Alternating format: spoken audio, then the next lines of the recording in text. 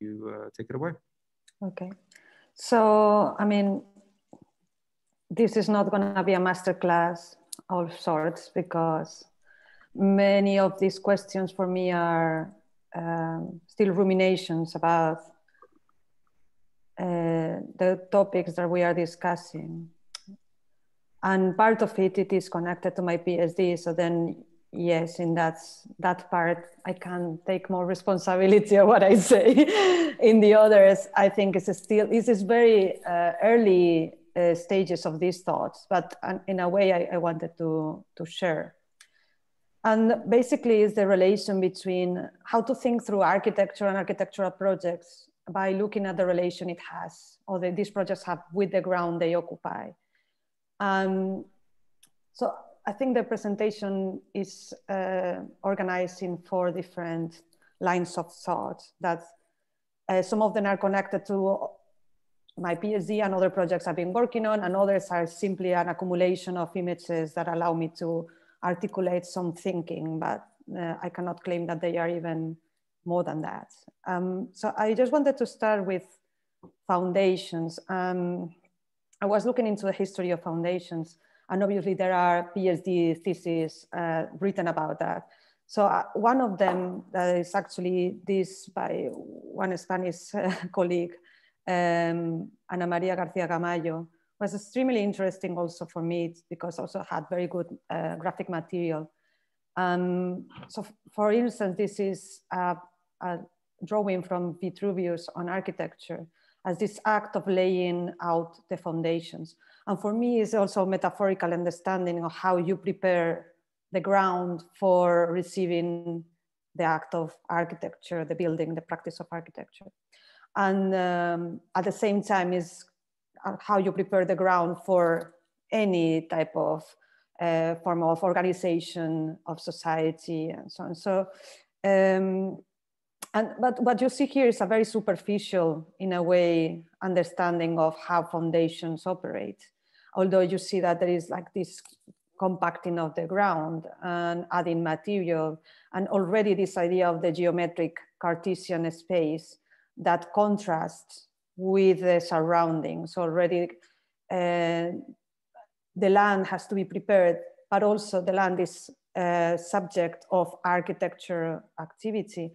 And most of the times we see how the laying out of foundations is extremely a violent process. So in fact, architecture, and that's maybe one of the points to me here, is that the relation with architecture and the soil and the land it occupies many times is coming through an act of violence, penetrating the land in different ways. So obviously needs also to understand what the land is, how it's composed, and what is able to support. And these are some of the drawings of this form of like testing the ground to see what is this composition, how much weight it can host, and etc. But this notion of penetrating in the land and you know, go deep into the land in order to prepare for the architecture, I think this is an ongoing topic that you will see through these different images. This is again like how to perforate the ground, and there are different tools to do that. This is a study from Leonardo da Vinci, also to design this kind of machines, also to get testings of the ground. And these are different tools for penetrating the land again. And even though, so you can imagine that what I have in mind, that is in fact, you know, this kind of tools that need to get inserted and remove earth to build something else on top of it. So that's why my concerns or my ruminations around what type of architecture has to be in the particular site that we are considering, taking into account the particular characteristics of that site as also as a mass grave, and the violence that implies building upon that any soil. But obviously there is this big understanding of architecture in 2 categories. Like architects, we like many times these dichotomies, and obviously I'm simplifying things, but these are history with Semper or Kenneth Frampton, and others have identified two forms of architecture, that is the tectonic and the stereotomic. And the tectonic is the adding of different elements, discrete elements that allow to diversify the weights into different elements and then transmit it to the ground. And it's more additive. And this we see is connected to this notion of the primitive hat. And here you see in this interpretation in Vitruvius also about what was the primitive hat, the primitive shed. Almost the pillars are trees. So in that sense, the foundations are almost the roots of nature. And to this, there is no additional foundations, but it's something that you found and then you build upon those founding materials with other elements, lightweight elements. And that's, as you can see also in this other image, in which on the one hand you see the tree, this image of the tree going into the ground, and there's this lightweight wood architecture that again is representing the the tectonic ambition of architecture. And many times when we talk about the tectonic, we talk about the bones of architecture. So stereotomic talks about the cave or carving mass out of a big mass. So that's the architecture of the cave, in which you have a mountain, you create a space by taking out some material and chunks of material. The tectonic is a system of addition and is thinking about the skeleton in a way. And this is interesting, this drawing, because it talks about these dwellings or these shelters built by hunters from the Paleolithic time that are actually, it's a tectonic structure made by actually bones. And again, you can think about also these structures that use different materials. And even when we think about, this is a particular case, because generally when we think about stereotomic, we think about very heavy materials like bricks or stones and that are carved. But in this case, the way in which these structures are organized are also talking about a tectonic ambition as well. And in any case, there is like, okay, how these structures stand on the ground. And these are like, even when we talk about the tectonic ambition, that this is like kind of more understanding of multiplication of the points of support, and therefore also the way like you multiply the points through which the weight is transmitted to the land, you still need these penetrations, holes into the soil. And even in many cases, these foundations are not hidden, but are left, be seen. And obviously this is connected to many times also the relation between architecture and more unstable grounds, and even like water, where you allow the separation of the ground from the soil and creating a space in between. Obviously, we see it in very traditional architecture, but it's also the premise of the architecture of the 60s and 70s that most of the time separated themselves from the ground, where it is like thinking about the ground as this source of crisis, where it is ecological or political, economic, and creating a new layout for society most of the times meant created an elevated ground.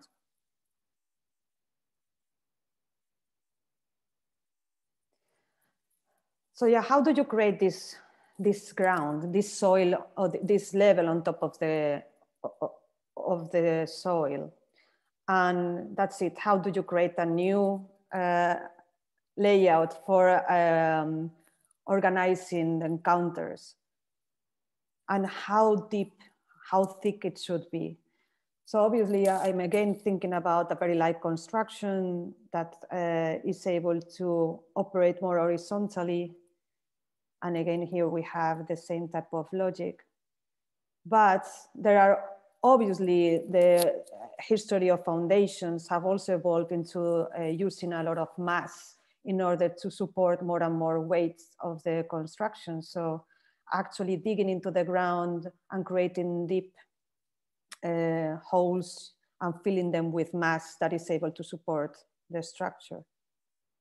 And as we go into the history of architecture, this is more and more what happens, and how the relation between architecture, how it stands above the ground, also needs an architecture that goes below the ground. And these two are inseparable. And you can see already in the monasteries or the architecture that come later, how this becomes more ambitious. So architecture, just what we see is above the ground, but there is necessarily also a new type of building and construction below. This is a very low quality, but to me was also this understanding of how the more ambitious we are in creating bigger architecture also means going deeper into the ground. And for me also, I mean, my interest about forms of architecture and speculation, and there is also this, how we see the way in which the violence that architecture inflicts on top of, on the ground, is also doing it below the ground. So yeah, I think these are like some of these notions about understanding that part of the building wishes to belong to the earth. That is what we call stereotomic. And that part separates itself from the earth. That is what we call tectonic, or recognizing that the entire building works in continuity with the earth, or on the contrary, that it establishes only minimal contact with it, helps in the production of new architectural organisms. And this is like the thinking that is beyond, like belongs to people like Kenneth Frampton, that, I mean, I'm not necessarily completely aligned with that type of thought, but this is somehow, I'm coming back to my years of studies in the School of Madrid, that basically all the conversations were exactly about how architecture moves between the tectonic and the stereotomic, with people like Campo Baeza, etc. We tend to be unaware of the ontological consequences of these differences. That is to say, of the way in which framework tends towards the aerial and the dematerialization of mass, whereas the mass form is telluric, embedding itself even deeper into the earth. The one tends towards the light and the other towards the dark. These gravitational opposites, the materiality of the frame and the materiality of the mass, may be said to symbolize the two cosmological opposites in which they aspire, the sky and the earth. Obviously, these are two dichotomies that are, in a way, are very also simplistic in the ways in which personally I also understand the architecture more like a spatial construct. But just to simplify things sometimes also helps to have a conversation, I think, in this particular case. Especially, yeah, thinking again about the ground where we are operating and the connotations and the histories that that ground holds, and what it means to build something on top of it or in relation to this. So that's, this part is connected to my years of indoctrination in the School of Madrid. But this is actually my response to that indoctrination, was my interest in thinking about the lack of democratic foundations for actually the democracy in Spain. And it was an attempt to think about how my own understanding of the country and my profession were built up on a very unstable foundation. That is still like number of mass graves that are still to be located in the Spanish territory, which, as far as I know, is the second country with more mass graves still to be open and exhumed. So I was thinking of what it means to also think about the ground as this a space that holds so many histories, some of them that prevent certain voices to be heard. And for me, it was a kind of shocking moment the first time that I assisted at one of the exhumations in Spain. In many cases, these mass graves are in cemeteries because this is where happened the executions. So in order to exhume the bodies of the Republicans who fought for democracy, you have to remove the bodies of those who were buried and they are recognized, they have the proper burial. but underneath them, there is a layer of unidentified bodies that have been silenced. And to me, being witness in that moment, it was questioning entire foundations in a way of how it was the democracy on Spain built, but also the foundations of architecture itself, because in a way it was like, if this is the soil in which we are constructing, there is something fundamentally wrong about it. And yeah, obviously, I guess that the next week we will have probably the other week, right? The conversation about the soil as a carrier of histories. And I was also thinking about these questions. And this is these jars containing soil from the sites of lynchings in Alabama. And I learned about this project through Christina Sharp, who did a lecture about memorization, also the questions of Black life and different violent stories that you can find across the American territory. And I found it very interesting how, in a way, what we were discussing these days about naming and how naming goes hand in hand with these samples of soil where these atrocities happen.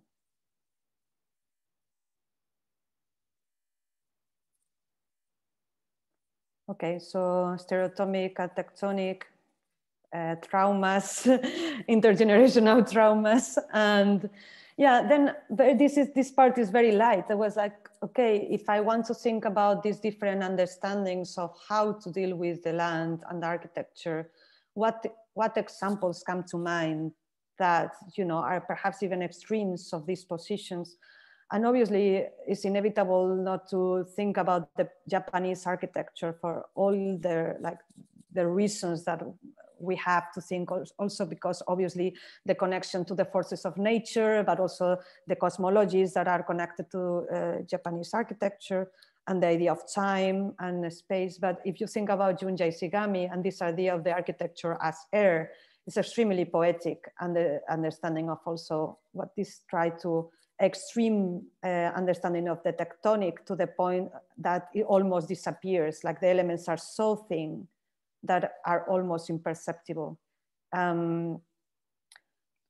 But I came across this project that I didn't know of. It's this botanical garden, also by Ishigami, and I thought it was a beautiful way of thinking about architecture just by a very subtle manipulation of the soil and the land.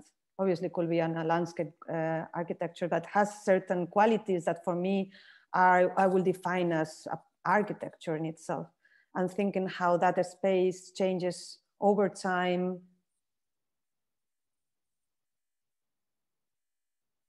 And how it is, there's kind of the architecture is air, actually. It's like this encounter between the minimum manipulation of the land and the air around it.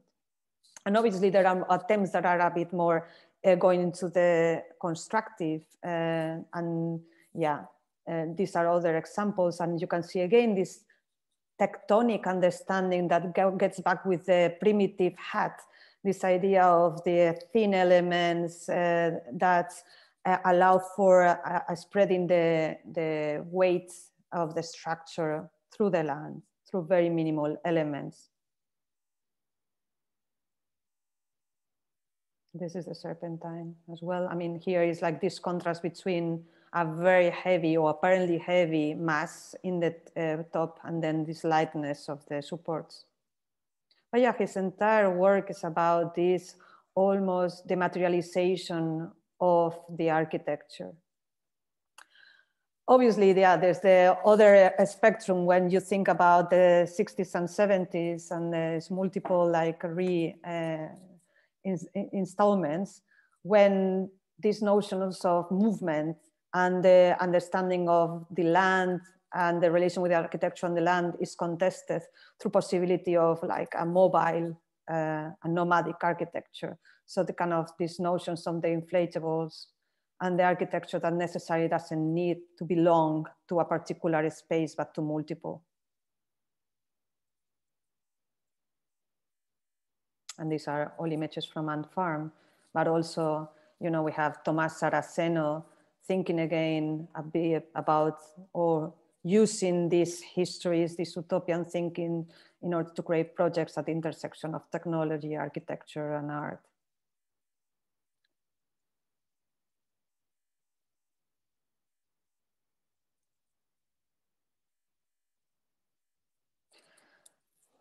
And if these are examples perhaps of the tectonic, the stereotomic maybe is also present in this project by Pier Vittorio Aureli about these kind of platforms across history that are these architectures that just need this thickness of the ground, or like emphasis in the layer that connects with the ground. And these are drawings by the office like Dogma about different structures, like for instance, this one in Greece. There's two, like the manipulation, subtle manipulations of the ground, or even this more contemporary, well, Aldo van Eyck from the 60s and 70s. This, I'm moving to a more like the opposite, like the stereotomic ambition. These are projects of Ensemble Studio. It's an architectural firm you might know, and I was working with them for 5 years when I was in Madrid. And there we had a lot of conversations about the tectonic and the stereotomic. And this was an idea of mass, constructing with mass. And actually what it will mean that the kind of foundations of the building are almost the same. So there are many experiments of the studio that are about making holes in the ground, filling it the mass, and then this same mass is what constitutes the building. And this is what happens in these examples. So basically, this is the mold of this structure. So any manipulation that you do to the ground is then becoming directly the organization, the structure organized the spaces. Obviously, it's a very monumental form of almost landscape architecture.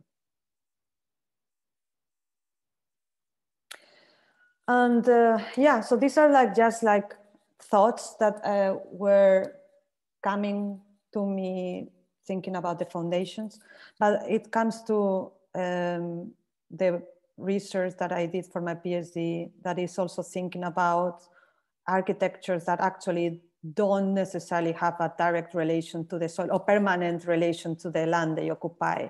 And I call it evanescent institutions. And Ines saw already the other day a little bit of it, so I'm sorry for that, because so there are very contemporary examples. I started, and I will go through some of them, but this one is one of my favorites, I would say. And it's the misiones pedagógicas in Spain, pedagogical missions that were happening before the Spanish Civil War. And basically was acknowledging the disconnection between the city centers and the outskirts, at the countryside, and how to bring culture to those places that were disconnected in a time there were forms of communication such as press or radio, or even like obviously television were not reaching to those places. So it was this kind of volunteers, artists that were traveling the country, bringing culture to these areas. And one of the projects that I was interested in is called the Museo del Pueblo, the People's Museum. And was a sort of itinerant structure that was traveling from village to village. And basically they traveled through a car or a truck, sometimes by donkey, sometimes by foot. And it was, as I said, trying to bridge the gap between this reality, this is Madrid, and this is the same, like it's the countryside in Spain, where the levels of, cultural development were still undergoing a lot of transformations. So in some cases, the villages were so distant and remote that they have to be, the museum have to arrive by donkey. And yeah, this is the idea. Misiones Pedagógicas, Museo del Pueblo.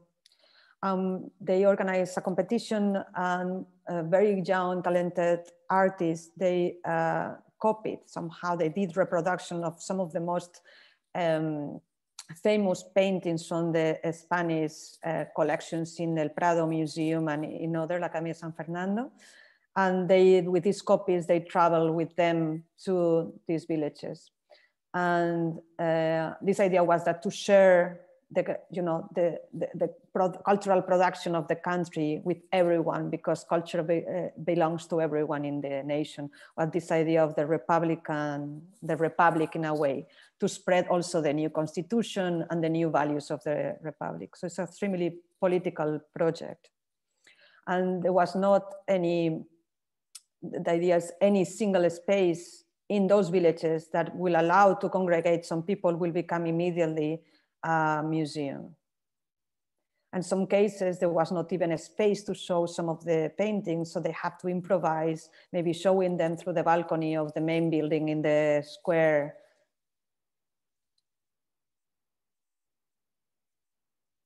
And in many cases, these people were met with you know, happiness and optimism, in other cases with fear and yeah, like really thinking about what was that this project will bring together with this attempt to bring culture with other ideologies were coming along.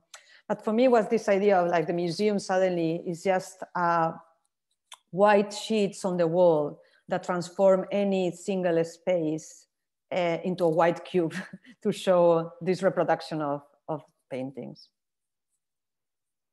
There were like classes, workshops, and in the evenings, everyone will dress up with their Sunday clothes and will congregate in the streets to watch the moving image. That was the first time that these people will watch cinema and moving images. And again, here architecture was just a white sheet on a wall that will allow to project images. And what was interesting about this initiative was it didn't have any particular outcome as its goal, other than sharing this knowledge and having an exchange between different populations of Spain. There was not this idea of extra or educational activity or a form of, you know, having a particular outcome, but more a form of generosity between different people. So these volunteers will sleep and live with the people in its village and will try to avoid making comments that will create kind of bigger gaps between these different spaces. And these images were considered the kind of the proof of the success of the initiative. Yeah, these are some of the maps. When the war started, these efforts by the Republicans moved to the war zones. And it was more like the attempt to bring education and culture to the fights, to the line of fights. So the education went into the village to the soldiers fighting in the war. And that's what is called milicias de la cultura, cultural militias. But most of the people involved in this initiative, which was either captured and murdered, or they had to hide and escape. Many of people, they ended up in the exile, and others had changed, moved to the Franco side. But most of the material has been hidden in different places. And it's not until now that they have been started to recover those materials. And I had the chance to go to different villages to see how maybe behind a wall they were finding all these materials of the Misiones Pedagógicas and the museum. The Misiones Pedagógicas were dismantled after the war by the Franco regime, but later they were reinstalled under a new name. And that was also these mobile structures, a bit more sophisticated with these caravans. And it was called the Robin Francisco Franco Chair in a way, or Embassies of Love, but basically was a program of indoctrination that were going also to the countryside, but in this case to share or to impose in a way the new ideologies of the regime with the population, questions about family, the role of the woman in the domestic space, etc., questions of hygiene, sexuality, etc. So yeah, this is like how the Cátedra Francisco Franco comes to birth. And actually it operative until very late, maybe in the 70s. So it's something that happened it went to even all the territories of Spain.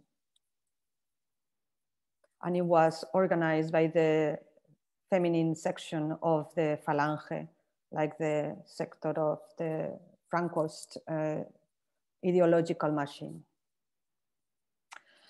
Yeah, so that was one of the examples, but there are others also connected to this idea of architecture that appears and disappears, but nevertheless leaves a legacy that at the end of the day, that's my point. It's like how architecture, even if it's not, doesn't have a permanent connection with the land it occupies, it has nevertheless a permanent impact.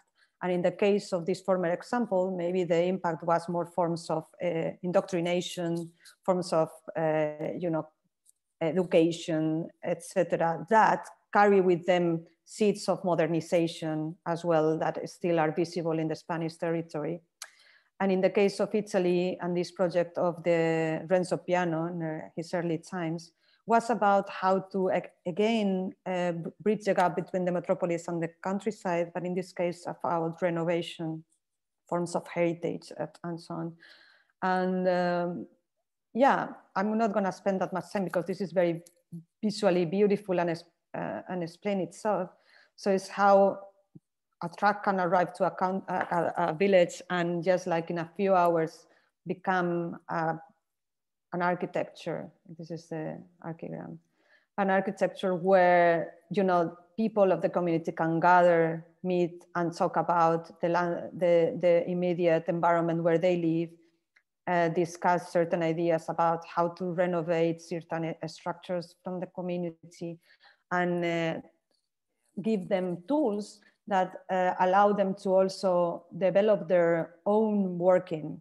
So it's more about teaching skills that actually transforming. So it's like more about teaching skills to actually establish renovations in the built environment and living also permanent form of education. And then I was interested in the other contemporary examples, and obviously one are more banal than the others. This is the Serpentine Pavilion, and this idea of the temporary pavilion that is organized in Kensington Gardens every year, and at the end of the summer disappears. But what fascinates me was actually the Serpentine Pavilions don't disappear, they are sold and they reassemble later on in different places. So when I was still a student at Columbia, I was obsessively looking into some of these pavilions and their whereabouts, thinking about this idea of the ephemeral and their afterlives. I think I'm always interested in this kind of afterlives of architecture and how they relate to the original building. So I was looking into different of these buildings and try to locate them after the Serpentine. So this is the first one, Zaha Hadid, that was supposed to be demolished, afterwards destroyed. It was assembled in Royal Shakespeare Theatre for a summer, and then it was lost. They lost track of the pavilion, but I found it in a amusement park in the south of England, and that is under the name of Kingsford Venue, and it's a place now for organization of weddings. And probably in that moment when I found it, no one knew that like the Pritzker Prize building was actually in this environment of fun. And yeah, you can see it's Kingsford, and then this is how it looks now. It was quite fun. So this was my detective work of tracing these afterlives of these pavilions. This is Toyo Ito, first in Kensington Gardens, then in Battersea Power Station, and then it was transported to France by boats and by road, and it was reassembled in the Saint-Maxime near Saint-Tropez, near the beach.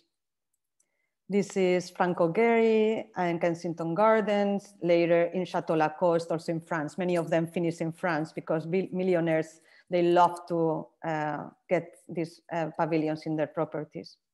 And actually this one looks quite well in the new environment, which is also interesting, this relation to the land. You design an architecture for some place, but actually it belongs to another one. And yeah, this is my favorite, like the Zaha Hadid. So this was this idea of how architecture that moves, even unintentionally, because these buildings in this case were not intended to travel. They were traveling because on financial agreements, financial construction of the commission. And finally, these are two examples that also for me are the ones that have shaped more my practice, that are two that happened in 2011 following this year of protests in the Arab Spring, the Indignados in Spain, and Occupy Wall Street. That also marked my transition from Spain to the US.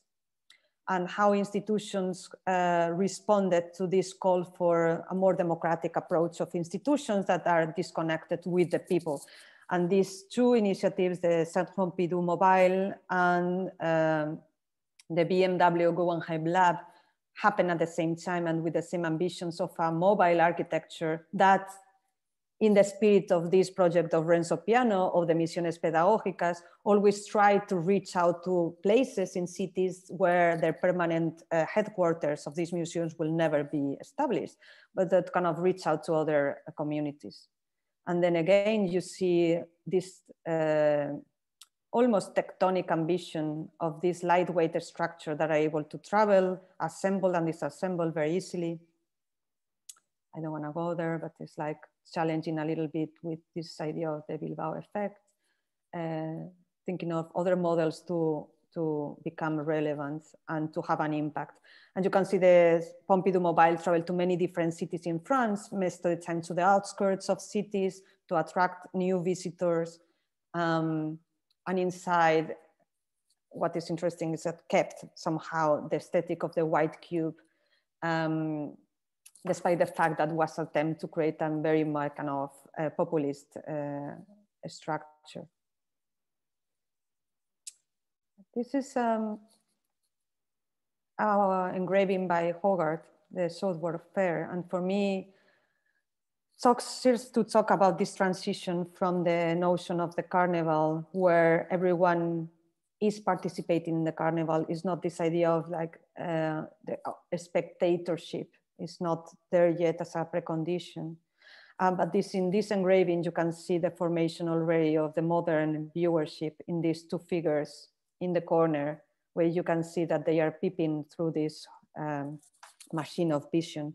And people like Jonathan Crary identifies this moment as the construction as a new understanding of the relation between art and culture and the institutions, instead, like from the notion of the carnival as a celebration, a festivity where everyone participates, to something in which the viewership is organized around a particular architectures and institutions. And in a way, what I'm seeing through these models of the Pompidou and Guggenheim is the going back to this attempt to create a form of festivity, a carnival in which like the walls of the institution disappear or apparently disappear. There is not a distinction between the cultural producers and the public, but in a way is mediated by sponsorship and many other politics, unlike in this image. So as you can see here is where this lightweight architecture and temporary architecture at the end, in order to function, nevertheless, constructs an institutional space around it through barriers, through machinery for air conditioning to maintain the original works, to forms of security and surveillance and so on. And my entire PhD was about how to identify the institutional space that is not maybe constructed by walls, but other forms of spatial politics. I'm gonna go quickly though. I really like the project actually. I think it's this fantastic building by Atelier Beauvau that again is talking about this architecture with no walls and this floating structure of carbon fiber, extremely expensive. And that is also talking about this tectonic ambition that, and actually was designed as an architecture that could be assembled, disassembled, and travel, leaving no trace. And it was located in this part of New York, in the First Park, Houston and Second Avenue. This was the location, and it was transforming this one. So for me, what was important is even if you do a temporary structure, there is a permanent transformation of the place where this architecture has been even temporarily located. And that's what happened in the BMW. The place where that it occupied, even if the architecture left, leaving no foundations behind, actually was inevitably completely transformed in many different ways. Not only like with material, but also with the struggles that happened, not only in New York, but also in other cities that this structure visited, as Berlin, that again, you see how the institutional space again is materialized through barriers, police, protests, etc. And that make the organizers to think in the last iteration in Mumbai, how to counteract these ideas. And then they decided to, first of all, go even further in this notion of the tectonic architecture and the lack of foundations with this bamboo structure, more vernacular, but also multiplying the buildings. In this case was not one, but were like multiple ones that were occupying different spaces in the city, whether it was in the beach or in a center near like another space, more residential or others. So it's kind of the multiplication of the same building in order to have a bigger impact without actually, you know, having a permanent location. These both initiatives,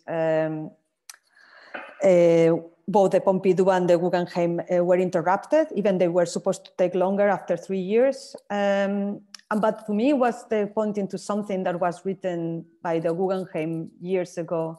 And it's interesting to have Troy here. I mean, talking about the Guggenheim so much, but it was like this idea about the Guggenheim is a point of view. The Guggenheim is an agent of popular culture. The Guggenheim is not a place. Imagine a museum in constant motion. Imagine a museum with no walls. Imagine your own museum. So there was something that was in 2006 in another installation of the Guggenheim, that was this imagination about the museum with no walls that is in constant motion. And it was in fact realized with the BMW like 5 years later. And in a way, it's the kind of building the aspirations of many people, but in a way also, what are the implications of these events and how that what we deem as temporary actually have much more larger implications that we cannot even attempt. In some ways also positive. So for instance, in the case of the Pompidou Mobile, the fact that it has to be hosted at different places made the municipalities to create green spaces, public spaces that were not developed before, and even new lines of transport connecting these spaces with the city center in what otherwise were like very disconnected, the typical bidonville spaces in France, that the presence of the Saint Pompidou actually left a mark of transformation in a positive way. And yeah, that's about it. Wow, thank you. Yeah. Wow, really, really, really amazing yeah, narrative and kind of set of ideas that you were able to bring together here, Marina. Thank you.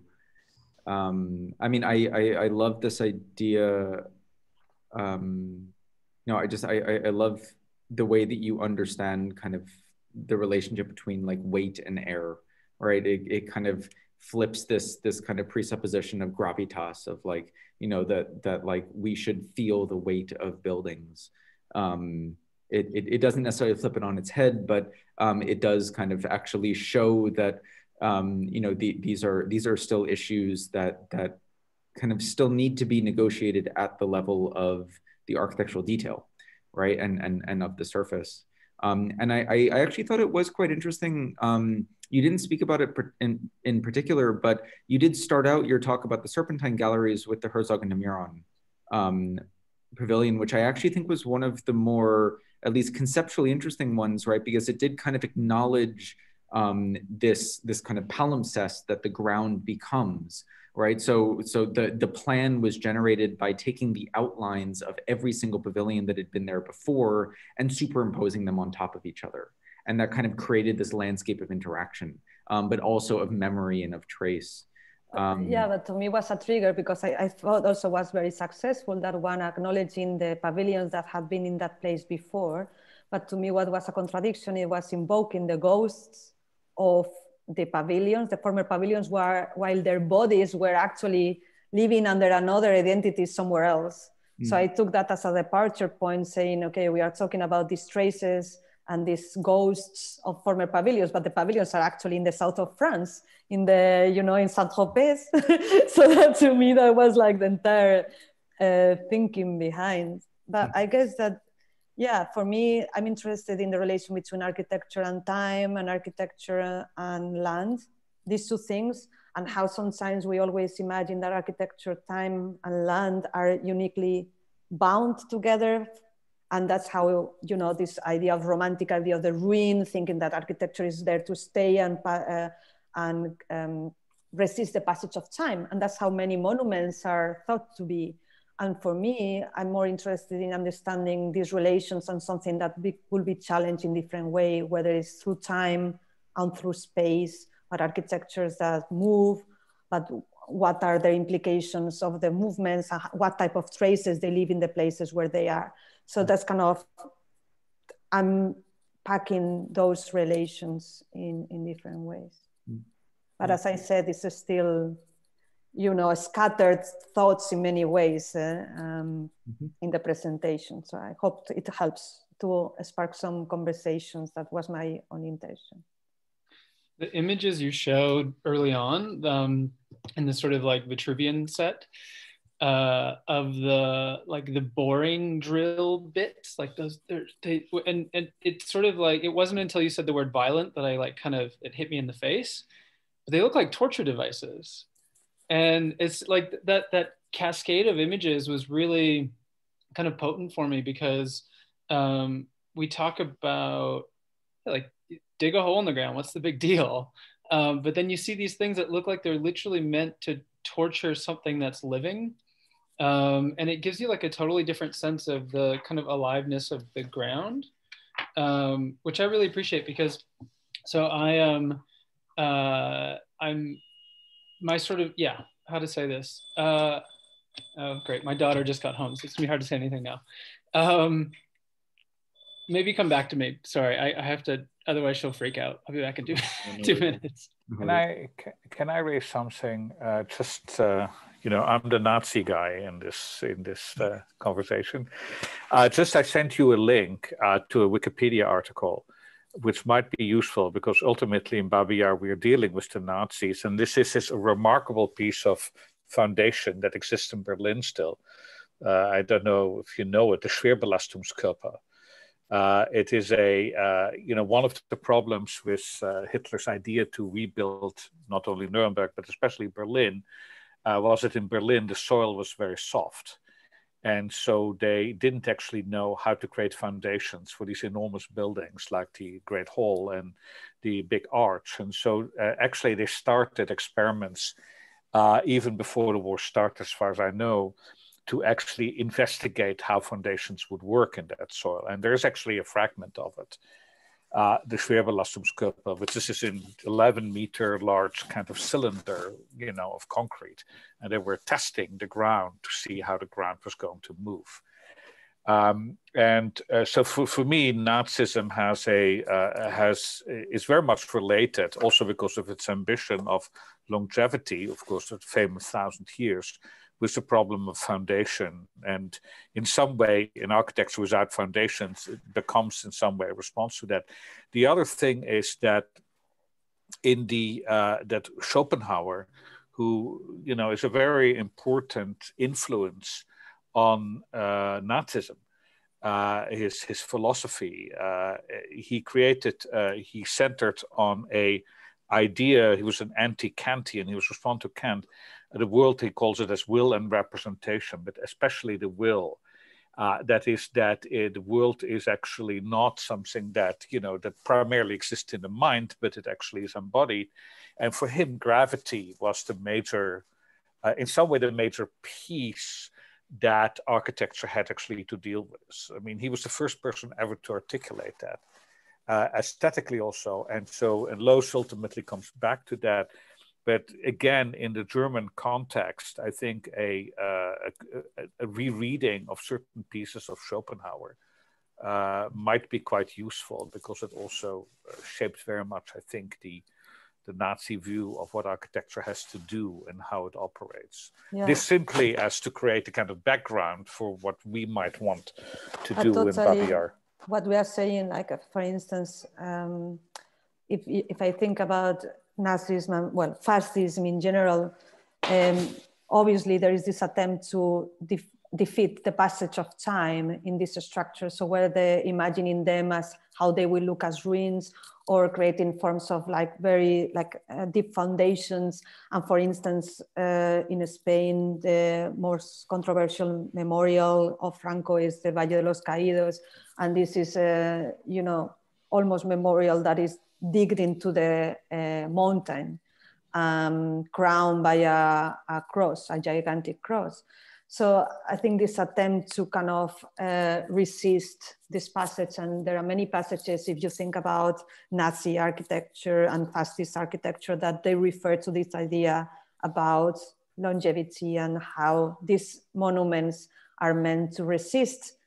And for me, that's also a very violent story about their capacity to actually stand, keep on standing.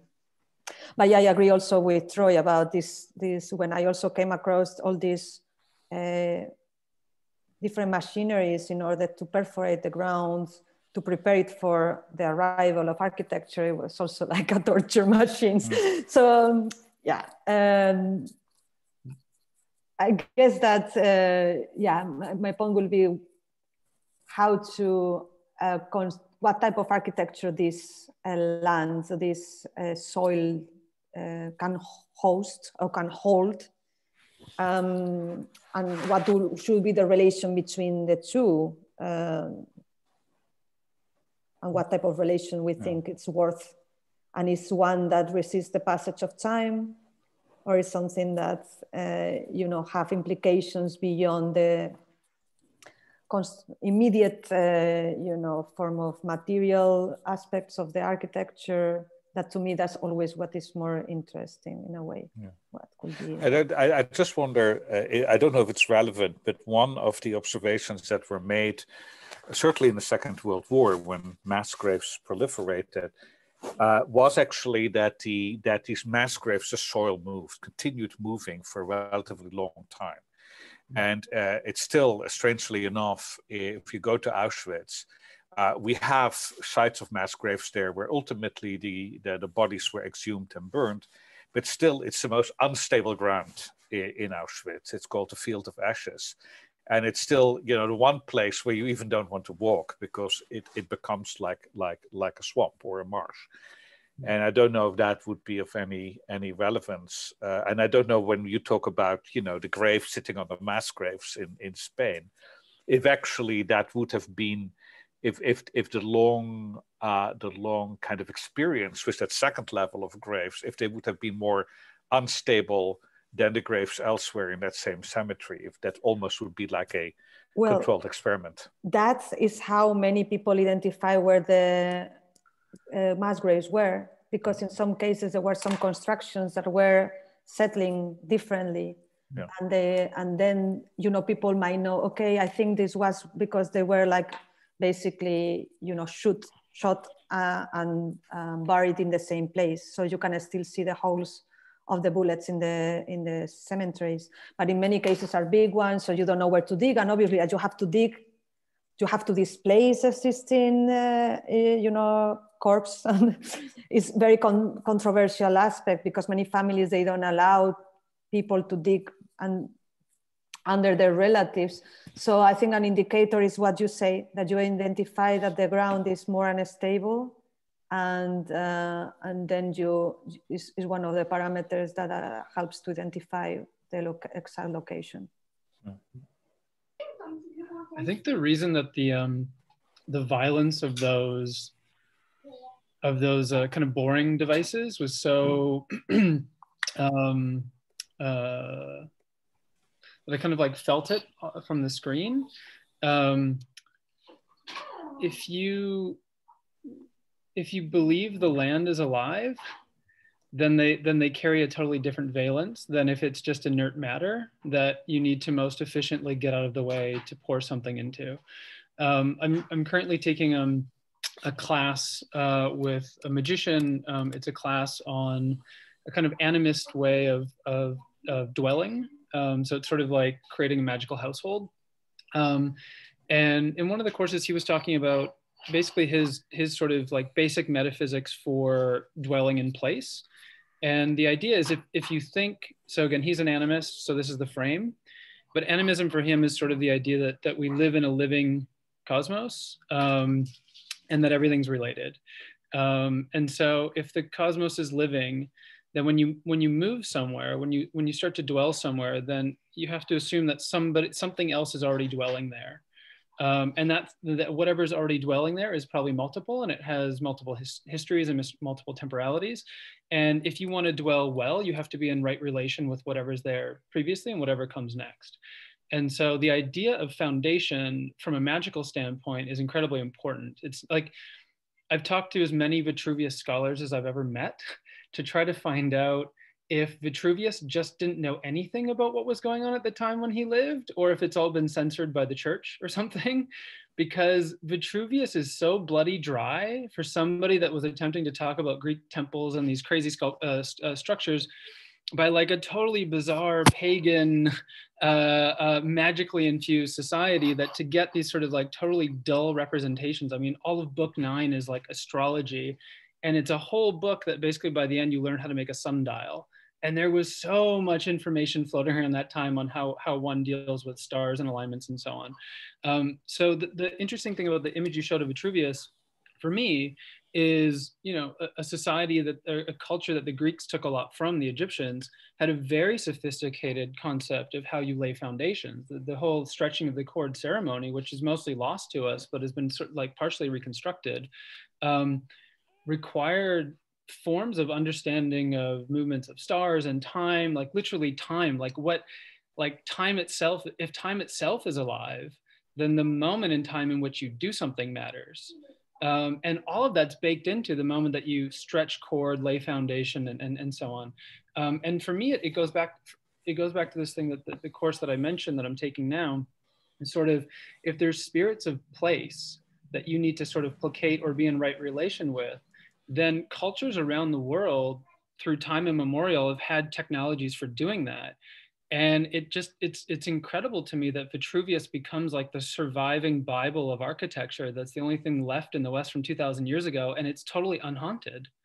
So, I mean, the thing that, so I don't know, I just feel like as I was hearing you speak, Marina, there was a sort of like a sensibility in what you were saying that wasn't necessarily in those initial images. So like you're reading the violence of that torture device really feels right to me. It feels like the right sensibility and the right kind of like rewriting of that history that isn't just another, you know, I don't know, book on how the Romans laid bricks or something. And I think it sort of, maybe this is what I'll do next week then, is sort of try to respond to both you and Robert Jan a little bit with trying to, because what I've been trying to do the last few years is assemble examples of how that sort of science of working with place might work from cultures that still retain it, as opposed to totally lost it or occulted it or made it, you know, part of the fringe and kind of ridiculed it. Yeah, I mean, I was thinking, because in the images you also have the reference to the tree, and I was that, you know, the kind of always like the about Laugier and the primitive hut is always represented with these structures. Is also present in Vitruvius, but that in a way, I don't know how much the metaphor of the tree applies to architecture, because obviously it's also this structure that as it grows above the land, it also grows below and in the surface. And for me, that's actually what happens with architecture most of the time. Is that, but the way, and you can claim also that the trees grow with extreme violence also in many ways, able to destroy even like pavements and like go through like below houses and destroy architecture. So I think these notions of what grounds something to the earth is always in a way a form of violence and in forms of construction. I forgot to include something because I didn't have time, that Anna suggested the other day, that actually the site, it had water. So it was actually a infill. So it was a kind of a valley that it was already filled with earth. So actually how to deal with these questions when the earth has been already displaced and moved. So we cannot think about the site also as it's a kind of strata that comes from very different stories and has different type of bodies. And thinking about the water also circulating below, on the notion of the river as a carrier of memories, a carrier of stories, and how that also adds to that particular site is something that makes even more complex relation with that particular space. So it's a very altered space already, and how to deal with that kind of stratification of history or amalgamation of history that is composing that soil. But can I just respond to Troy? I mean, I don't know if how free-flowing this conversation should be, but I think that Vitruvius is the closest approximation to Albert Speer in, but Sorry, now 2000. Vitruvius is the closest what? Approximation to Albert Speer that we can think of. I mean, he was a kind of an ex-military man in the service of the idea of empire. And the one thing the idea of empire does is, well, it does try to mobilize, various cults like the cults of Isis or whatever like that. It ultimately is about totally ignoring and destroying a sense of place, of the uniqueness of place, because it's about creating infrastructure. And so in a sense, I would not expect Vitruvius actually to have any sensitivity to these issues, or if he had it, that he would suppress it in order to get the jobs he was obviously angling for when he wrote this, in the service of Octavian. So, it's kind of tragedy to think that in a Renaissance, when they pick up, Alberti and Palladio and all the others, Cesariano, this particular treatise, that is probably from a point of view of understanding architecture in the sense that both Marina and you are advocating, and I'm very sympathetic to, it probably is the worst text that could have been handed down. And I totally agree to that. Because it serves very well also the British, the American, the Dutch imperial adventures from the 16th to 19th centuries. Yeah, I think you're totally right. I think that the connection or the metaphor of Albert Speer is a really great one. There's actually, I was just going to respond to, and I think this is a response to both of you, but to Marina's question about the tree. One of my favorite sort of architecture scholars that I never came across in my studies, but more recently, this is one of his books. It's a guy named George Hershey, who was a professor at Yale in the latter half of the 20th century. He was the nicest, most dear, nicest, lovable human beings I've ever met in my life. He was my mentor. He was my mentor. Really? Yeah. I thought at Yale he would be great friends. I still, he was crazy and he's wonderful. That's what I take from his books. It's so refreshing and reassuring to hear that. Well, I was just going to say for Marina about the trees, like in this book, it's a quite speculative book, I assume. I mean, it's ancient history, literally. So what's it called, Troy? Oh, sorry. It's called The Lost Meaning of Classical Architecture. Okay. And I was just showing this image, and there's a couple of them, maybe I'll flip to, but he had this sort of thesis that Greek language was built on, it's like the words in Greek had a sort of like metaphorical sort of magic to them. So for Greeks, if words sounded alike, if they had kind of like similar roots, if they had similar kind of like etymological kind of rhyming, then they had some sort of resonance with each other. There was something sympathetic about them. And so you could play these language games of things that sounded alike might represent something that looks like something that sounds like the thing it looks like, etc. And he basically did that game for the very precise language that survives to us about temple architecture. So columns and the different, try to find another images, but yeah, just like literally like, what do we call the little, you know, squiggle next to the column that's like 3 steps down from the little toruses, and that one has a specific name, the other one has a name, and when you layer 3 on top of each other, that has a name.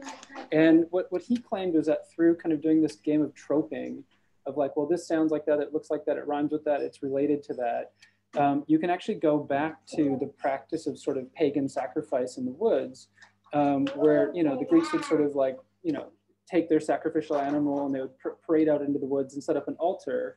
And basically the altar was like, they would dress up trees. And so you can kind of see it here on the vase, right? Like that's actually a tree, I can't do it. That's a tree that kind of dressed up as some sort of like personification, and that becomes representation. And his argument was basically that the words, the terms you would use to describe the different aspects of ornamentation of the tree in the forest is actually the words you would use to represent what the columns are. So you can kind of make the leap that these things are actually kind of an ossification of a pagan practice. And so I think I just think there's a number of different ways of sort of like casting backwards in time. You know, we're so far away from that moment in time, that way of thinking, that mode of consciousness, that it becomes sort of like, you can only ever speculate, I think. Same with the stretching of the chord and so on. I mean, but I think there's the game that I'm interested in playing as a sort of like, with the historical game, is to find these different vectors backwards in time, and try to breathe more life into these structures and their interpretation than has been allowed for, I think, in a more kind of like commonplace understanding. So, and I'll just give one quick example to finish, but the guy that I mentioned earlier who's teaching this course on a kind of animist custodianship, I interviewed him a couple years ago for an exhibition, and I asked him about the pyramids. And the question was sort of like, he'd written a whole book about Egypt and talked about how in the pyramids, we never find any bodies, we don't find mummies, we have sarcophagi, but they were basically like, what if there was something that you laid down in for a ritual or a ceremony, and because of the shape and the structure of the space and the quality of the stone and the magnetic capabilities of it and whatever, you end up with some sort of like consciousness altering technology. Sounds much more interesting than a bunch of people like lifting up 2.5 million bricks just to make a pointy monument. And so we had this sort of like, I asked him the question, like, do you think that they were these resurrection machines?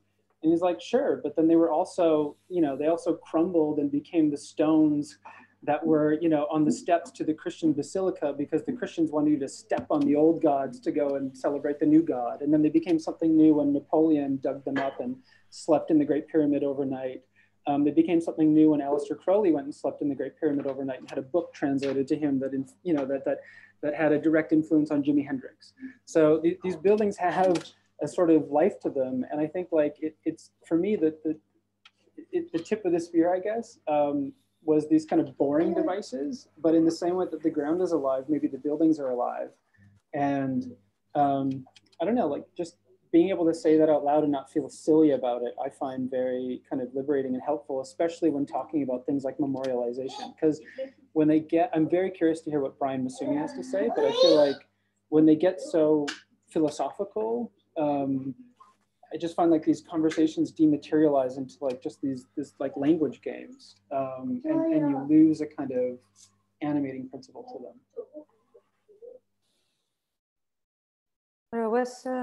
Yeah, I'm looking forward to your presentation, Troy. I would love to hear more about that. And I was thinking about the presentation of Robert Jan the other day, and when I was listening to this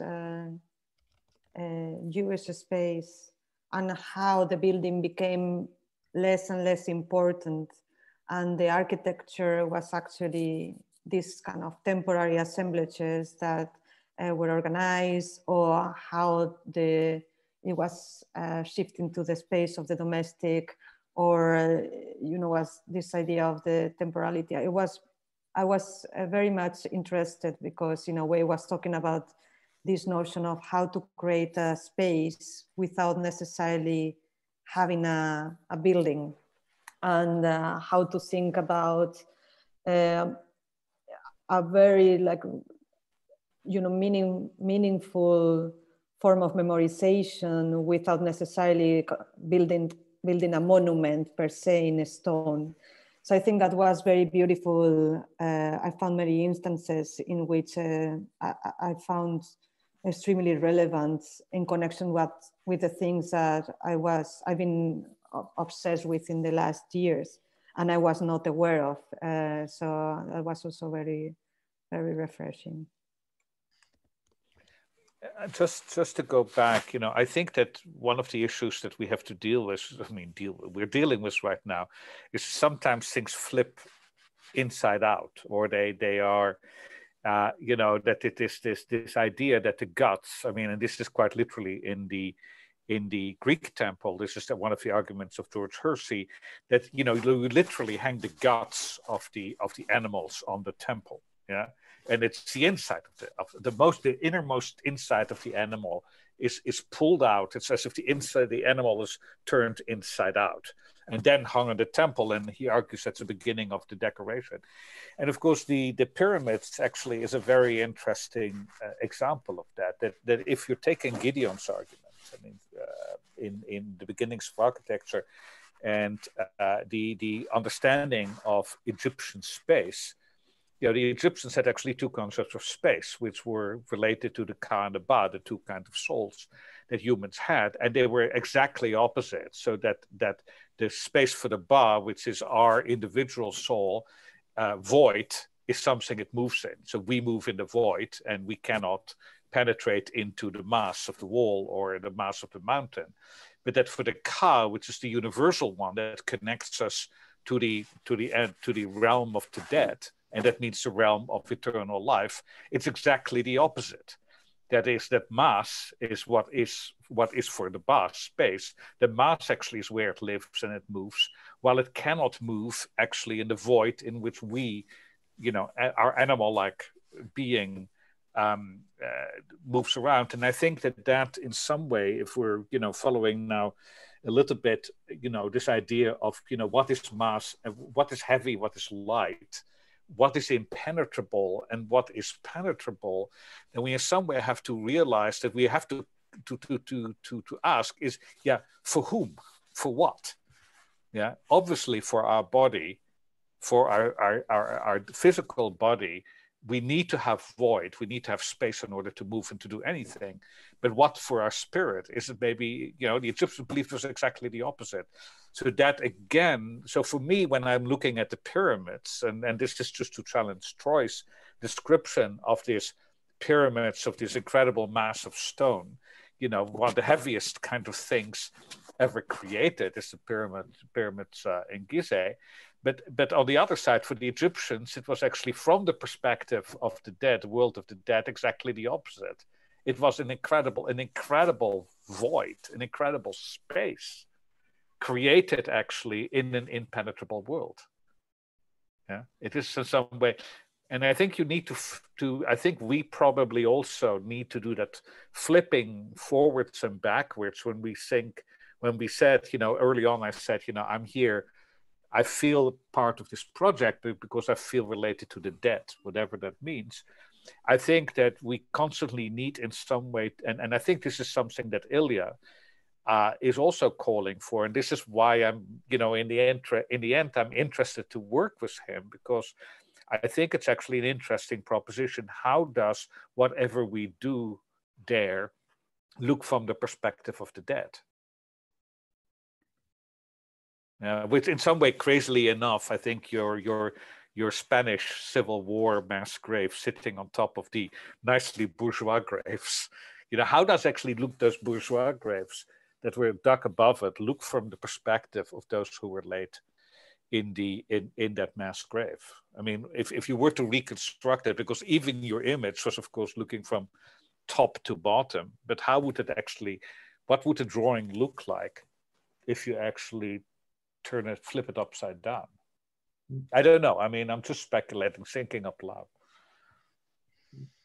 I mean, it brings me actually this question now of like the section into the ground. No, it brings me actually to this macabre. I mean, I feel not, as we said, we feel not well to drill this ground, right? But it's kind of obviously something an archaeologist would do, right? It's just that this side of the mass grave, it feels we somehow agreed from very early on we don't want to we don't want to poke into that territory. And yet when I look at your examples of temporary structures, there's always, even if it's light, there's still some moments, right, in which you actually have to drill either into the neighboring buildings or into the ground itself. And I wonder if one can, like you would actually drill the ground for sort of archaeology or even to find water, right? You could go, I don't know how deep you can go,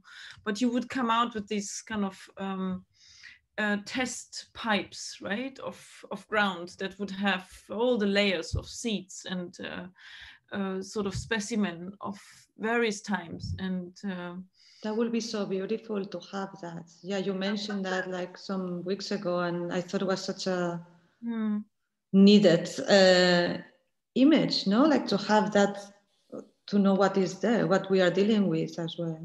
Yeah, at least to have that, let's say even for the synagogue project, I don't know how much you're actually in honest you need. I mean, it all looks like, you know, it's like a floating structure, right? But at some point, or maybe at other points, maybe very consciously, you say, okay, we do that. And we do that with the advice of, let's say, religious advisors who then bring that almost like a kind of a new, holy, in a way, sacred object into to the public, right? Robert Jan, I leave you. No. I mean, I'm just thinking. I mean, this conversation. You know, one thing you didn't mention, Marina, was this idea of the raft foundation. I didn't hear it, which of course is a very standard foundation technique, going back, you know, to the Middle Ages. But I just was thinking about the raft of the Medusa.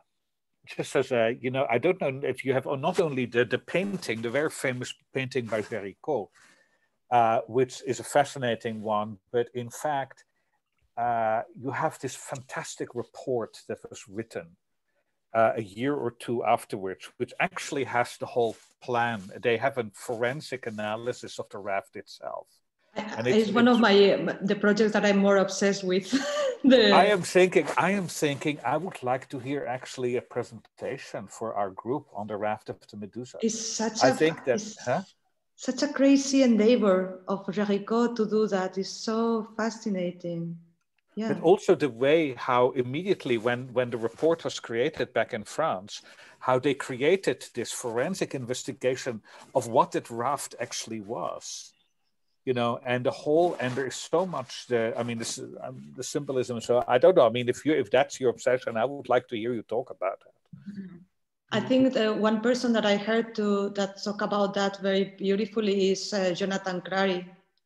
Because I was her student at Columbia in one of the classes of visual culture, and that's how I learned much about. And he speaks about it very beautifully. He has an entire class on the Géricault and the Medusa, so I don't know if he will be interested in bringing, but it's quite fascinating. Because the metaphor actually of us working in Babin Yar and the Medusa, and what it means to be alive.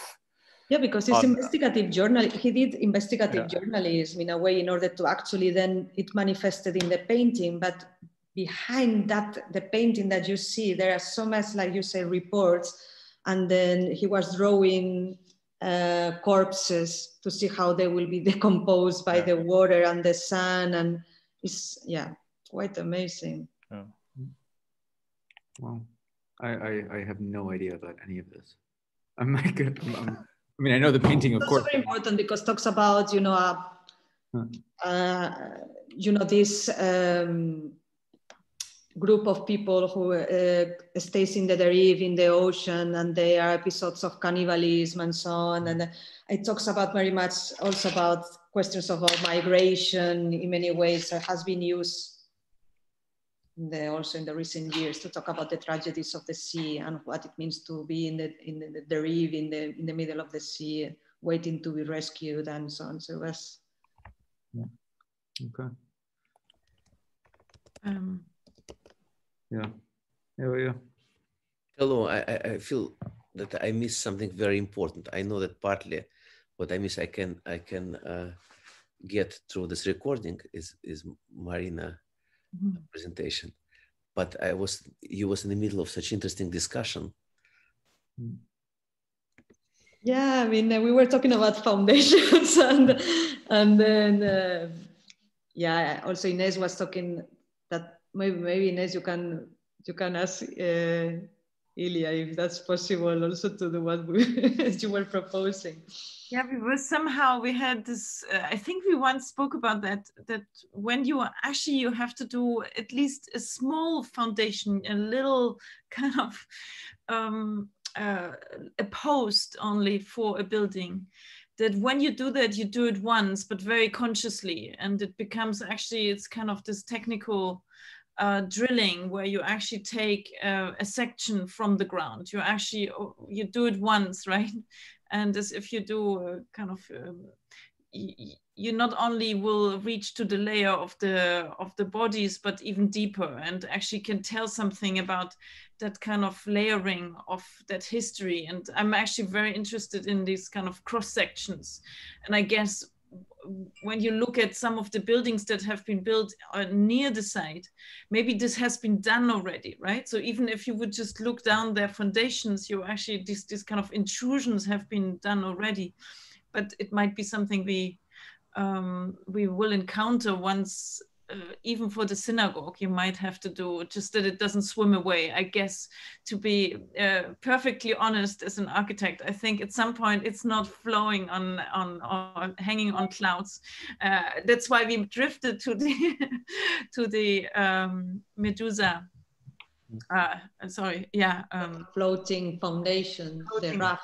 But yeah, it's true, like even the synagogue, if it's temporary and even lightweight, we need to know what that terrain, that soil can hold, both physically and metaphorically. So maybe it's an occasion to represent that soil and think what it is. Yeah. I mean, I do kind of love this idea of like a building that is just like literally on the ground and kind of moves with the ground. And, this kind of idea of it actually like falling off the ravine, but as kind of part of the design itself, right? As kind of a choreographed kind of long-term durational performance by a building of like slowly falling off. But anyways, that's probably just bad conceptual art. But I also certainly not feasible in North America, where the lawsuits that would be triggered by this would be so immense. Good thing we're not in North America. But no, I did want to. You can wait only for different performance. What's happened with the church, with Orthodox Church, which is just next to the whole future synagogue? It's wooden church. And it was built just almost recently, and was burned so many times. I think 17 times or something like that, or 10 times. That means that the fact that architecture on this site have another life. Interesting. But so I just want to. For me, it's surprising because nobody can explain me why actually was burned. Because it's not because people is against Orthodox Church. It's just like part of strange reality. It was burned once, then second time, third time, then fifth time. The priests kind of pass the smoke down the aisle. It gets out of hand. Who knows? But no, I actually think that this question of like a core sample going kind of through the site could be an incredibly powerful narrative device. And it could also kind of dictate a form to that, where literally as you walk, right? I mean, core samples are right like this big, but you know, you take them out, and if you lay it horizontally, this kind of creates a 100-meter long or 200-meter long or 300-meter long literal narrative device that you can kind of follow it through, and that also kind of creates like an architectural form alongside with it. But I think I want to kind of catch Ilya up on one of the conversations that we were having before, this idea strictly of foundations, but was tying to the idea or the architecture of the pyramids from ancient Egypt, and different kind of understandings of just how do we understand such a structure, such an enigmatic structure. And I think Robert Jan brought up a very interesting point that correct me if I'm wrong, but Semper was the one, Gottfried Semper was the one who kind of originally kind of offered this interpretation. But actually, right, so there's a big question of like, how do we understand the mass?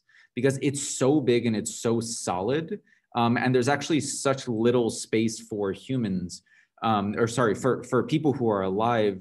But Robert Jan was drawing to light that there was this kind of, there was an understanding of souls and of kind of an animist belief that there are two different types of souls on this earth, and one is alive, one is dead, or it's not. I'm kind of butchering this, but I'm just trying to. You're butchering this very badly. Can I just do it? Summarize it in one sentence. Please, yeah. First of all, it was Gideon uses it. Says Gideon uses it in his beginnings of architecture, but he goes back to a lot of work done by Frankfurt and earlier ones.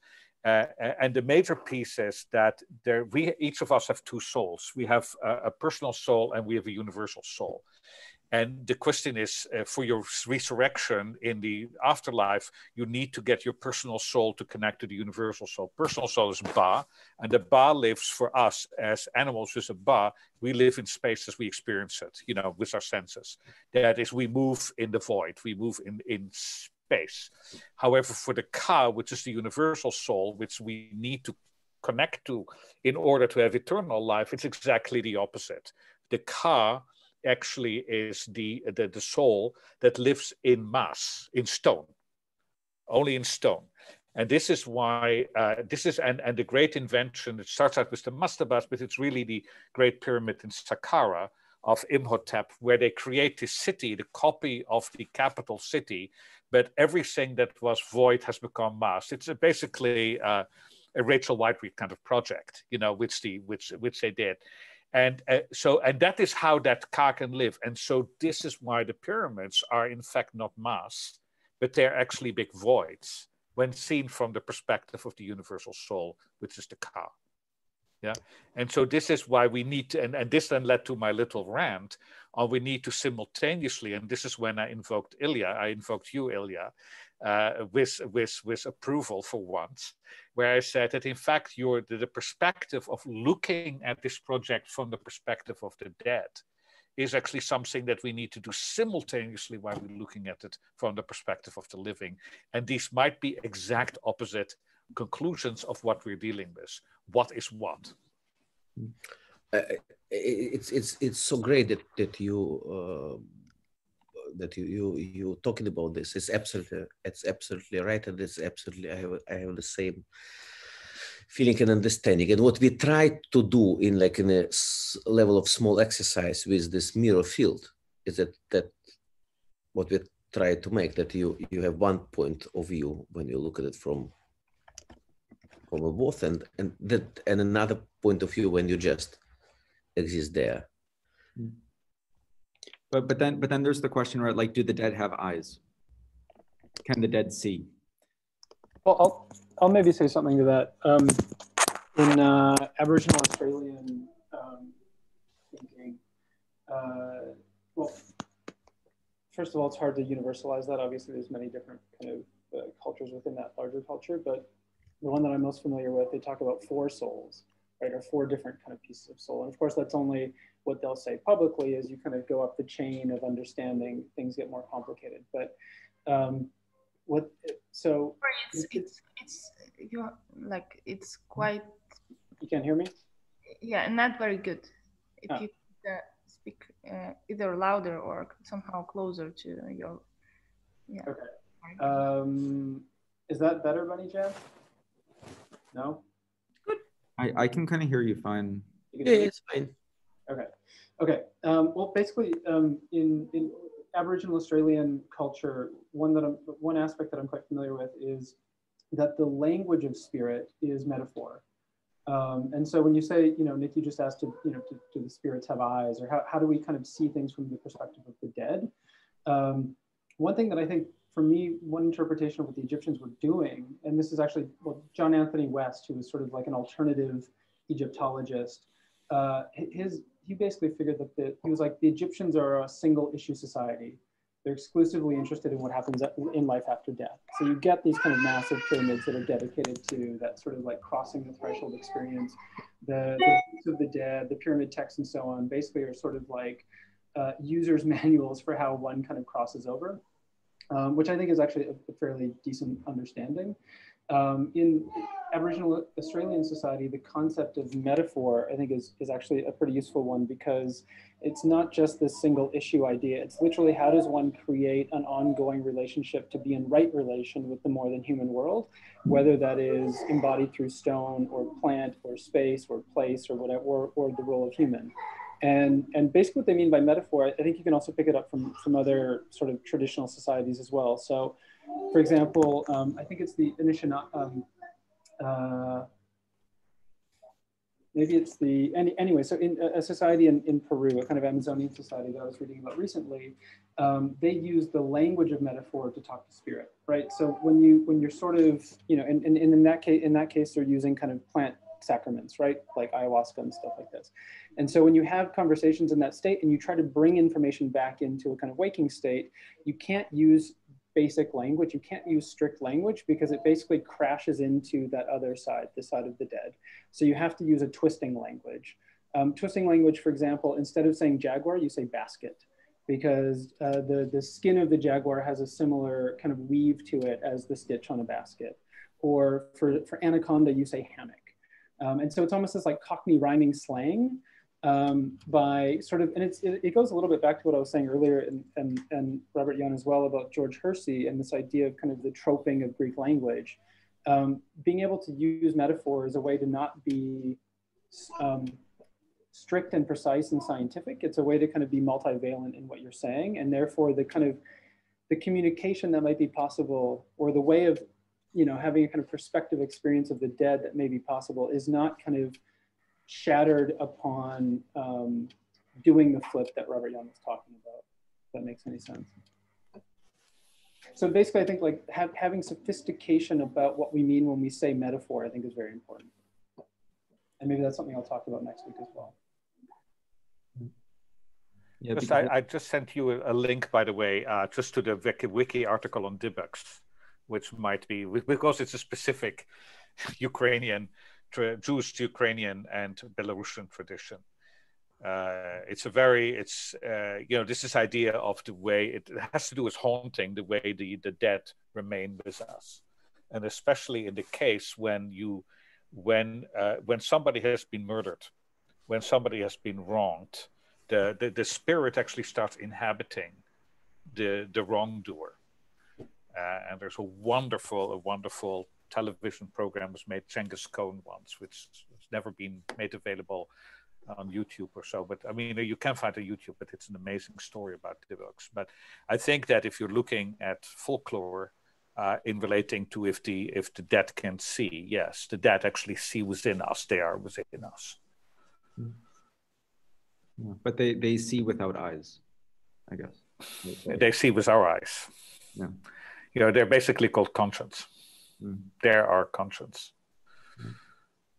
Yeah, I mean, because I'm really great. I think also there's a question of like how do these ideas become expressed in material form that do not just do not themselves become tropes, right? So like how can these And also like, how can this understanding of the relationship between life and death not kind of fall into binary thinking, right? I mean, because, you know, like Rachel Whiteread kind of just like did that, right? She was like, all right, let's just inverse space. Let's make the figure the ground and the ground the figure, right? And, you know, like she is actually very significant in this context. She was the first non-Jewish person to ever erect a Holocaust memorial, ever, in Vienna in 2002 or 1998 or something like that.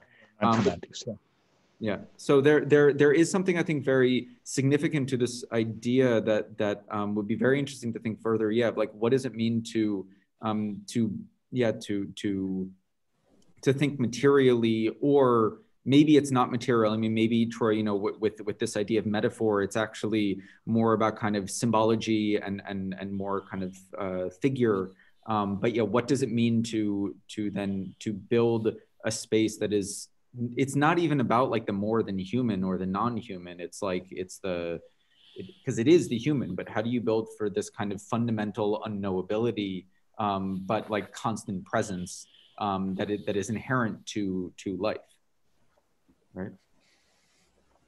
Just one thing about Rachel Whiteread's memorial. You know, I take people on these tours through Europe to Holocaust-related sites, and these tend to be high school teachers. So, you know, they're not specialists they're not architects, they're not specialists, they're not philosophers, but they're smart people who are educators. And when I try to explain to them Rachel Whiteread's memorial and how it works, and, you know, try to basically literally move through all the moves of solid and void and the way why the books are represented in that one, it's too difficult for them. So one thing I've learned is you can only be that smart, but you cannot be too smart when you design these things, because then you basically lose people.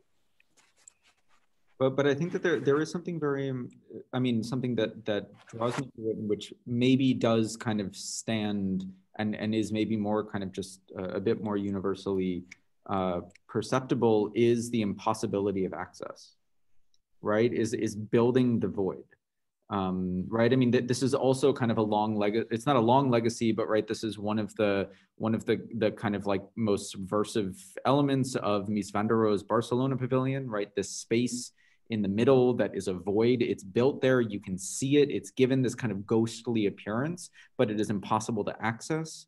And there is something kind of fundamentally inaccessible about, you know, about Rachel Whiteread's thing, right? There is a door, but you cannot go in it. Everything is kind of just reduced to an image. But yet it's still mass, because it's not just a surface, right? Because it has volume, and you know, you can try like knocking it, and it gives a sound, and that sound is of stone, right? So I think that this building of void is actually, I mean, for me, it's quite it's a very interesting one. Yeah.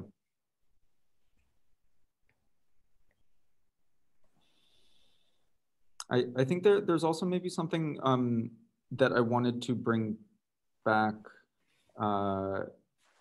to an example that Marina brought up, that was spoken about at the very beginning of this kind of the instability of a ground under which there is a mass grave, right? So when there is a mass grave, the ground is fundamentally unstable. This fundamental instability of ground is also a repeating trope in Holocaust memorials. And I don't mean this in a bad way, but if we think of Eisenman's Berlin memorial, one of the intended effects is to make people nauseous. Right? The way that the proportion of elements is calculated, the way that the wave of kind of masses is designed, it is meant to make people lose their ability to kind of orient themselves and to stand straight. This is a little bit similar, I think, to, it's done in a very different way, but to Junya Ishigami's art Biotope, this kind of garden, right, where you're actually not sure what is ground and what is water, right? And you constantly have to pay more attention to the ground, to basically to not get your feet wet. But it's kind of with Eisenman, it's very much perceptual, right? It's kind of going in, it's even going into kind of how we keep balance. It's looking into our ear, right? But with Ishigami, it's more about like a tactile experience of putting kind of one foot in front of the other.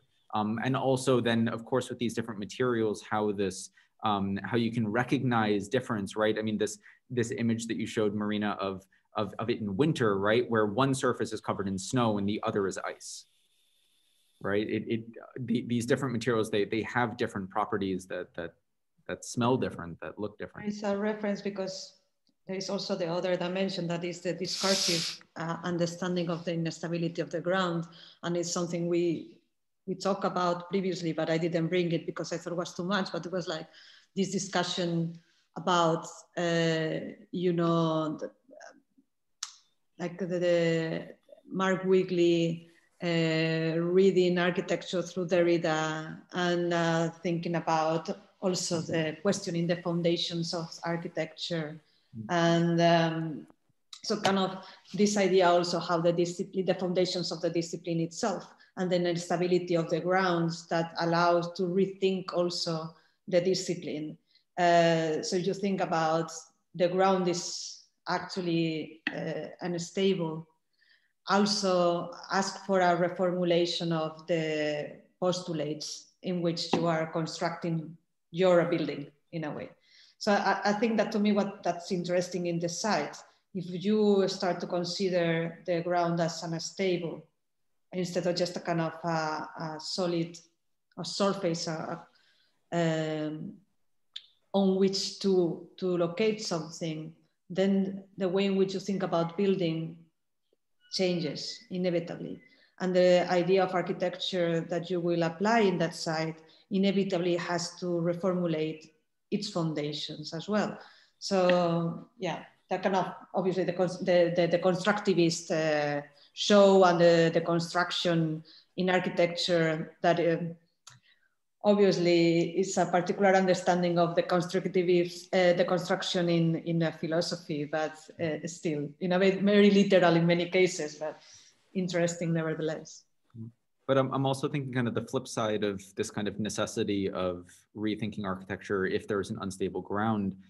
As you also build taller, you realize that the sky is not empty, right? And so the taller you build, right, there is this idea, right, also that architecture doesn't move, right? But when you build tall, you actually need to design a building so that it can sway in the wind. In Japan, they even have foundations, right, that move at the base. And we can see this in kind of like most kind of spectacular form in the sense of like Debord, right, in kind of 435 in New York, where you actually have in these super talls, you have these blowout floors, where like every 20 stories there needs to be an empty floor so that the wind can pass through. And now, of course, there are kind of cosmological readings of this as well. I mean, in China, you have these gateways for dragons to pass through very often. But I think it's just, on the one hand, the ground is not stable, but the air is not empty. Now, this brings me right into a big important trope in Holocaust iconography, which of course is that the sky is not innocent. And this is part of it has to do with the question of course, the smoke, that ultimately the Holocaust is symbolized by smoke. I mean, for better or worse, the smoke of the victims darkening the sky. But the other one relates back to the question of why God didn't interfere. And so this is the idea of, why did the heavens not darken? Or alternatively, going back to right in Amsterdam, where a majority of this theme seems to be the Auschwitz Memorial, is actually created by Jan Wolkers, who is a very famous Dutch author and sculptor, is actually a mirror. It's a cracked mirror. And it shows the sky as a cracked sky. And it asks that question, because the sky should have cracked in 1940, between 41 and 44, and it didn't. And that is why and it goes back to what you just said about, from which perspective actually are we looking at this? So yes, everything is contaminated, and everything is up for grabs in the same, if we are looking at this, and we have to rethink all of these relationships. And that was the sort of Wigley's sort of take on Derrida, was that when you port deconstruction into architecture, one thing that becomes very frontal is that it's the enigmas, it's the abyss, it's the cracks in the foundation that become the thing that hold it up. So whether it's the blowout floors or the dragon holes or the crack in the mirror, that becomes the foundation. And I think that that it's almost like, it's, as a friend of mine said to me not so long ago, it's a kind of ersatz animism. In that it's saying the exact same thing as what Robert Jan was saying about the ka, but using a totally different kind of cosmology. You can almost, through deconstruction, is almost a kind of secularized version of it, but it still sort of has the same kind of cosmological hierarchy, but not the same cosmogony. It doesn't have like the same labeling or animating of the crack, but the crack is still primary in holding the structure together. Now the Ebb and Shatia, the foundation stone of the world, is actually a floating device. It floats on the waters of the underworld. Yeah, just to go back again, this idea that in fact the temple has no foundation in the earth. Yeah, it's floating on the waters. Yeah, it's floating on the Teham. It's floating on the underworld.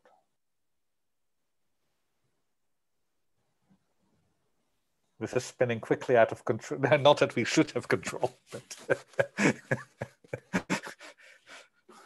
how do you create an architecture while surrendering control? Oh, Ilya, you're muted. I like a lot the idea that is floating on the earth with the bodies, in fact, without penetrating them. It's kind of give to the souls and to these bodies some access to the higher, to another level, and this is probably most important.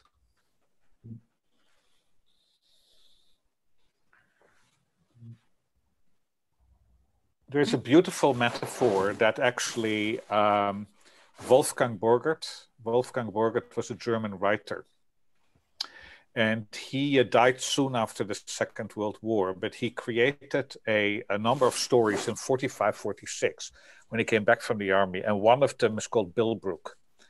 And Bilbrook is a Canadian, Bilbrook is a name of a Canadian soldier who walks through Hamburg, but it's also a neighborhood in Hamburg called Bilbrook.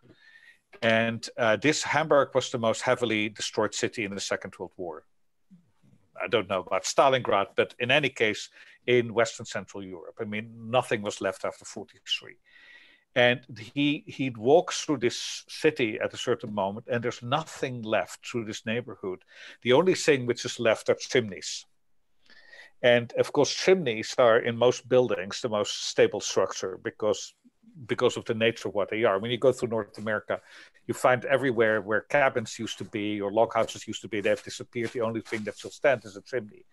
And he sees these chimneys in this bombed city, and he talks about the chimneys like fingers that penetrate of the corpses, of the fingers of corpses that penetrate through the earth and just indicate the presence of the corpse. It's a beautiful, I will try to find the description, but again, it is about that, about Abel. It is about the blood calling up, the voice of the blood calling up.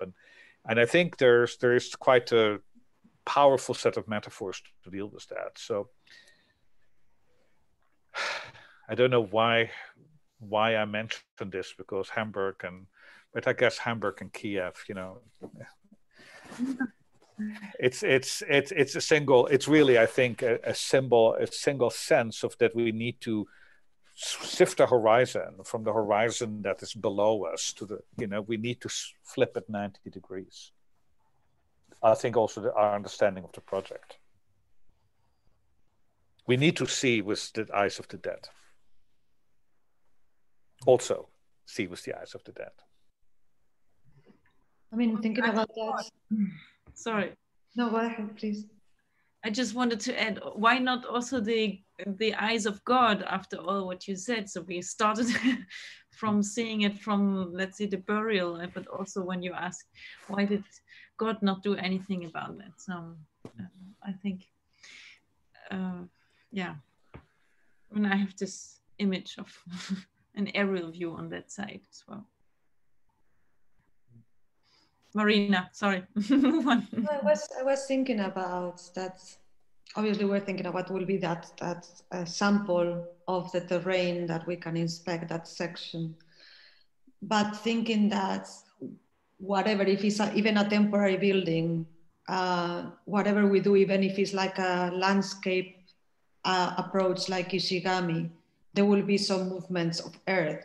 So I mean, it's not to now treat that soil as something so precious, but maybe it's also a consideration that like any type of architecture intervention also always involves the movement of matter. And one of the examples that I show, the ensemble studio, even if it's very, I think, violent as well, in a way this it works with the idea of like whatever you dig, like the displacement of material becomes the architecture in itself. So I was wondering if we are understanding the soil as this layered space and a stratification of stories, then what to do with the soil that will be in a way displaced, even if we do a temporary architecture. It's something you can keep that mountain next to the synagogue, or it's something that you store, or it's something that, I mean, I will also be interested in that, in understanding that that in order to make room for something else, there is always something else that is displaced at the same time. And there are like movements of matter and energy and that are also interesting to work with. Yeah, I mean, maybe this is an interesting thing to raise at this point. I'm actually a bit surprised that it hasn't come up in the past, but a long time ago, Anna brought to my attention a Neolithic burial practice from Ukraine, from the region of Ukraine. It's called a kurgan, which is a giant mound of earth. Right, and this mound of earth is, if I remember correctly, it's thought that it's kind of like a pyramid, right, where each mound of earth is built for one person, or so maybe not even, because I know some pyramids are built for more than one. But yeah, there's also this idea that I can't remember actually if the body is buried underneath, but I actually don't know if that's necessary. I think it's really just this idea that like a mass of earth comes to be like a kind of the resting place of the dead. And so I don't know very much about this, but I did want to raise this also to say that there is actually kind of like ancient local kind of resonance to this idea. And so I don't know, I mean, Troy, I know that you have a lot of references in mind, but I mean, as you will be kind of speaking about burial practices, I would be kind of curious to hear also what you see in this and kind of how you read these this practice. Yeah, I mean, I think where you bury the dead, something happens, right? You change the nature of place. So if you look at burial mounds in North America, they would, when you dig them up, you find tons of layers of bodies on top of each other and so on. And these are supremely sacred sites. So I think there's, and I think maybe Robert Young, you might have been the one to mention the other day at Çatalhöyük, one of the oldest cities we might know, people were literally sleeping on top of the graves of their ancestors. So the way that we dispose of bodies, it's as old as what we do with architecture, and literally just making a mound of them, and then turning that into a site, or that, and therefore making a site of the remains of the ancestors is something that I'll talk about in a like how I think of that and how I think that might be operating. But I don't know if I'll have time to actually dive directly into this specific instance of it. Okay. I need to leave. I need to get ready for a class. So is that okay? Am I allowed? No, definitely. Okay. So I will see you next week, unless I see you before. But well, we'll be in touch. I'll send an email, you know, tomorrow or something. Yeah, and I've sent references to whatever I talked about. Should you find in your email? Yep. Cool. Thank okay, you. Marina, thanks a lot. Okay. Bye. I got to jump as well. I'm now late for something else as well. But yeah, I mean, I think that this has been a really great talk. So I mean, thank you, everyone. Thank you so much. Thank you. I will listen and watch the presentation just after. Thank you for the conversation. I think it was very, very nice. I enjoyed, so yeah. Thank you so much. Thank you, Marina. Okay. Bye, everybody. Yes. Bye. Bye. Ciao. Ciao.